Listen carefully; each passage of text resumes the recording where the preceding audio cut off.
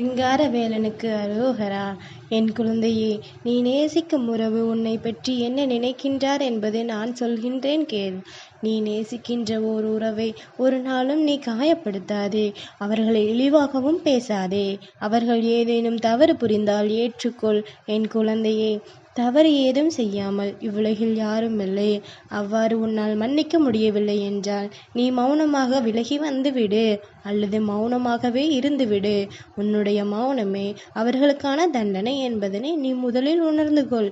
நீ நேசிக்கின்ற உறவு உன்னை பற்றி உயர்வாகத்தான் எண்ணுகின்றது. நீயாகவே உன்னுடைய தரத்தை குறைத்து கொள்ளாதே.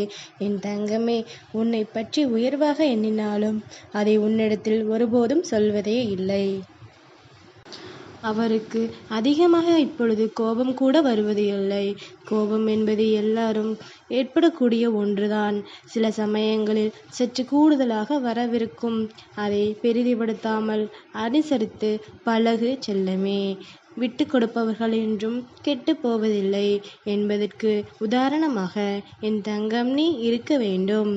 என் தங்கமே, நீ எப்பொழுதுமே உன் துணையுடன் சேர்ந்து நன்கு வளமாகவும் செழுமையாகவும் 16 செல்வங்களை பெற்றும் சீரும் சிறப்புமாகவும் சிங்காரவேலன் நான் வாழ உத்தரவிடுகின்றேன். நீ எப்பொழுதும் மகிழ்ச்சியாகவே இருப்பாய் என் தங்கமே. நான் இருக்கும் வரை உன்னிடமிருந்து உன் துணையை யாரும் பிரித்துவிட முடியாது. நீயும் அவர்களை எப்பொழுதும் எந்த நேரமும் காயப்படுத்தாமல் இரு. நீ நேசிக்கின்ற உறவு உன்னைத்தான் உயிராக நினைக்கின்றது. நீ எப்படி அவருடைய நினைப்பில் இருக்கின்றாயோ அதுபோலவே அவரும் உன்னுடைய நினைவில் இருக்கின்றார். அவரை கூடிய விரைவில் உன்னிடம் வந்து விடுவார்.